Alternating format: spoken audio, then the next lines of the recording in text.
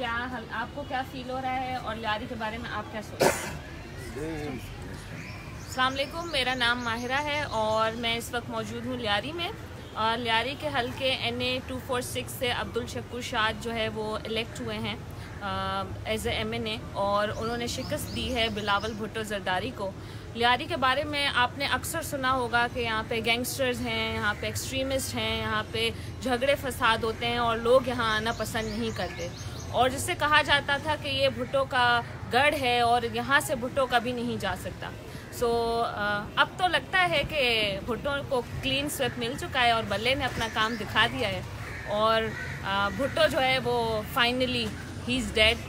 اور ابھی ہم موجود ہیں شکور انکل کے ساتھ، ہم ان سے پوچھیں گے کہ وہ ابھی اس وقت کیسا فیل کر رہے ہیں. جی شکور انکل. سب سے پہلے تو یہ کہ میں بہت خوش ہوں، نہ صرف میں خوش ہوں بلکہ لیاری کے سارے لوگ خوش ہیں اس وقت. اور لیاری میں خاص طور پر ان انتخابات میں نوجوانوں کا جو کردار رہا وہ بہت زیادہ متاثر کن تھا، بہت زیادہ متاثر کن تھا، اور ایک انقلاب کی سی صورتحال تھی. اور میں تو بہت عرصے بعد ایسے مناظر دیکھے کہ بہت زیادہ جوش و خروش تھا نوجوانوں میں، اور بڑے بڑے لوگ بریف کیسیں لے کے گھوم رہے تھے اور لوگ انہیں ٹکرا رہے تھے.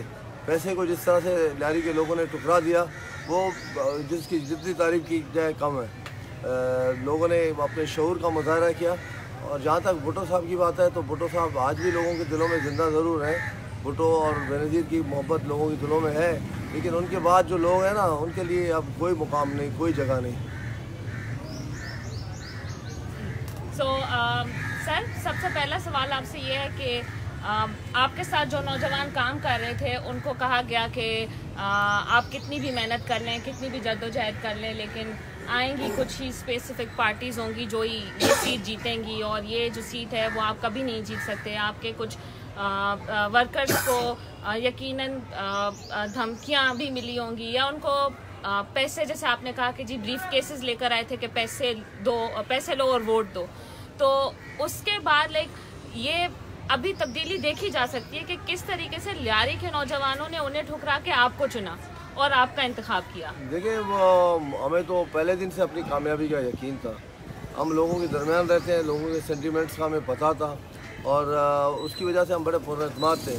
اور بلاول کو جس دن لانچ کیا گیا تو اس سے ایک دن پہلے مجھے رابطہ کیا گیا تھا دوبارہ پیپلز پارٹی کے بڑے لوگوں کی طرف سے، اور کہا گیا کہ بڑے صاحب سے آ کے مل لیں اور آپ کو اس میں ٹکٹ بھی دیا جائے گا پیپلز پارٹی کا.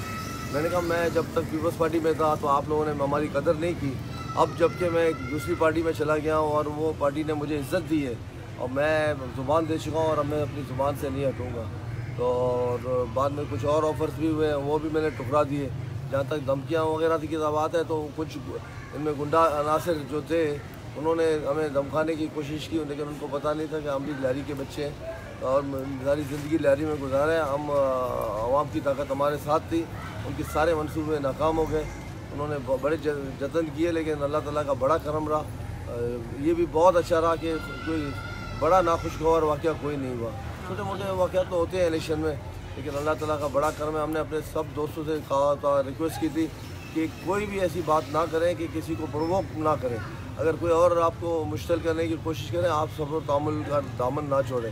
اور اللہ تعالیٰ کا بہت شکر ہے، بڑا کرم ہے، بہت احسان ہے کہ بڑے اچھے انداز میں ہوا. اور الیکشن جس طریقے سے اس بار ہوئے میں سمجھتا ہوں پاکستان کی تاریخ میں شاید اس طرح کے منصفانہ انتخابات کبھی نہیں ہوئے.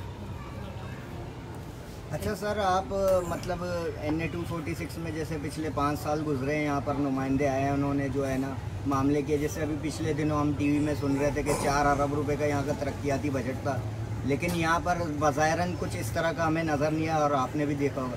تو آپ مطلب اس حلقے کے بارے میں آپ کا کیا سوچ ہے، کیا آپ کی خیال ہے، آپ کیا کیا کرنا چاہتے ہیں اس میں؟ میں تو سب سے پہلے یہ کہوں گا کہ میری کوشش ہوگی پچھلے 10 سالوں میں جتنا فنڈ لیاری کو دیا گیا اس کا آڈٹ کرایا جائے اور اس کو پھر نیب کے حوالے کیس کیا جائے، تاکہ نیب جو ہے ان چوروں ڈکیتوں کو جو رہنما بن کے آئے تھے لیکن ریزن ثابت ہوئے تو ان کے جو بینک بیلنس بڑھے، ان کے ڈیفینس کے بنگلوں سے دبئی، مسقط اور لندن میں فلیٹس خریدے گئے، تو وہ لیاری کے غریب بچوں کا آنکھ مار کر اپنے بچوں کا پیٹ بھرنے کے چکر میں انشاءاللہ تعالیٰ یہ کام بھی ہم ضرور کریں گے. جی سر، آخری سوال ہے، چونکہ لیاری کے نوجوانوں نے آپ کو बड़ी सपोर्ट की और वो किसी से नहीं डरे, वो तमाम धमकियों के बावजूद आपके साथ डटे रहे और आखिरी दिन तक उन्होंने काविशें और कोशिशें की आपको जितवाने की। और इसमें लियारी की औरतों का एक बहुत अहम और मस्बत किरदार रहा है। वो बाहर निकल कर आई हैं, उन्होंने आपके लिए वोट किए हैं, वो मुखालिफिन से टकराई हैं। तो क्या हमारी कोई ऐसी पॉलिसी है कि आने वाले 5 सालों में हम यहाँ के नौजवानों की कोई एडवाइजरी कमेटी बनाएंगे, या हम औरतों की प्रोटेक्शन के लिए कोई सेल बनाएंगे, या कोई ऐसी कमेटी बनेगी जिसमें औरतों के तहफ़्फ़ुज़ पे, उनके हुकूक़ पे बात की जाए और नौजवानों के हुकूक़ पे बात की जाए?